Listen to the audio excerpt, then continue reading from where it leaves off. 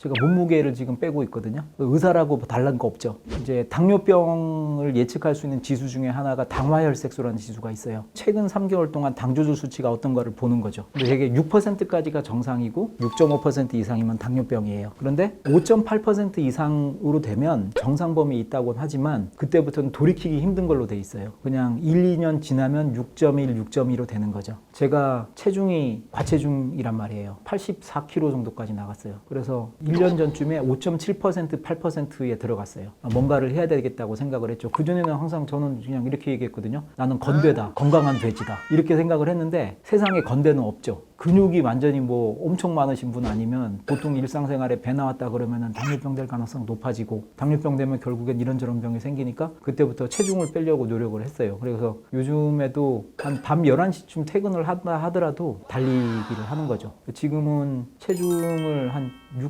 6kg 이상 뺐죠. 운동하니까 빠지더라고요. 좀 적게 먹으려고 하고 가능하면 좀 가려 먹으려고 하고. 제가 좀 걱정되는 거는 유튜브 같은 거에서 보면은 대부분의 컨텐츠가 먹방이잖아요. 근데 먹방을 하는 유튜버는 그걸로 돈을 버시겠지만 그거를 따라하는 일반인들이 늘어나는 건 제가 보기엔 좀 문제예요. 유튜버들은 그거를 찍고 2, 3일 쉬면서 운동하고 안 먹고 막 그러잖아요. 몸이 좀 특별한 분들이시거든요, 대부분. 근데 일반인들은 오늘은 뭐 A 유튜버의 먹방을 보고 내일은 B 유튜버의 먹방을 보고 내일은 C 유튜버의 먹방을 보면서 그분들이 먹는 거 일부러 같이 드시는데 굉장히 위험한 것 같아요.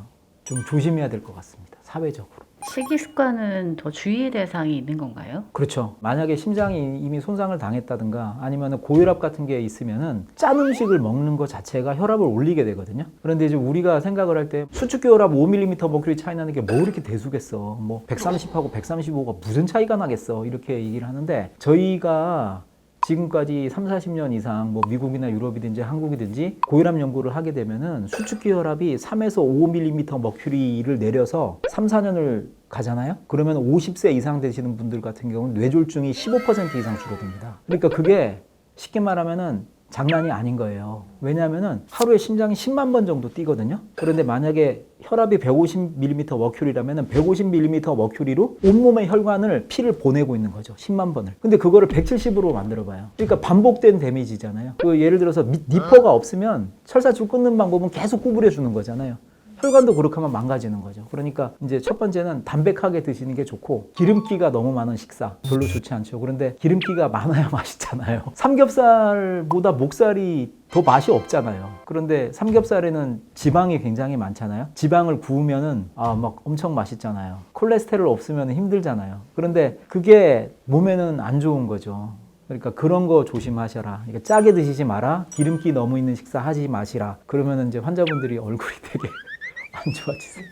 선생님 때문에 담배하고 술까지 끊었는데 삼겹살도 못 먹게 하는 거예요. 뭐 이렇게 얘기하는데 한 달에 한 번만 드시면 안 될까요? 뭐 이런 식으로 말씀드립니다. 비만이 함께 떠오르는데요. 예. 연관성이 있나요? 굉장히 큰 연관성이 있죠.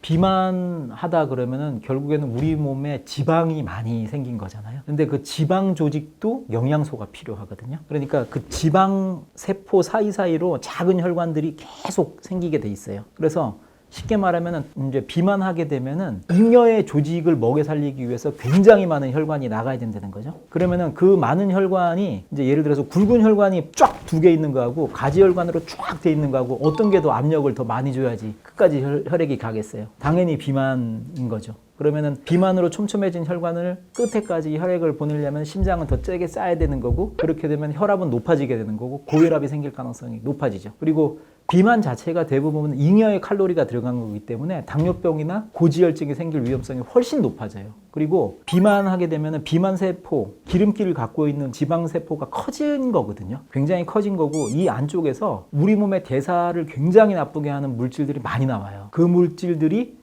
인슐린 저항성을 올려서 또 당뇨병을 부릅니다. 그러니까 비만이 당뇨병, 고혈압, 고지혈증으로 가는 커먼 패스웨이라고 하는데 길목에 서 있게 되는 거죠. 이게 이제 문제가 되는 거예요. 대부분 또 이제 비만하신 분들이 운동량이 적어져요. 왜냐하면 하중이 커지니까 무릎 관절 같은 게 일찍 상하시거든요. 그럼 운동을 더 못하게 되고 이런 일이 생기게 되는 거라서 비만은 동맥경화증이랑 직관하게 된다. 오늘 내일 일은 아니겠지만 10년, 20년 누적하면 훨씬 나빠지죠.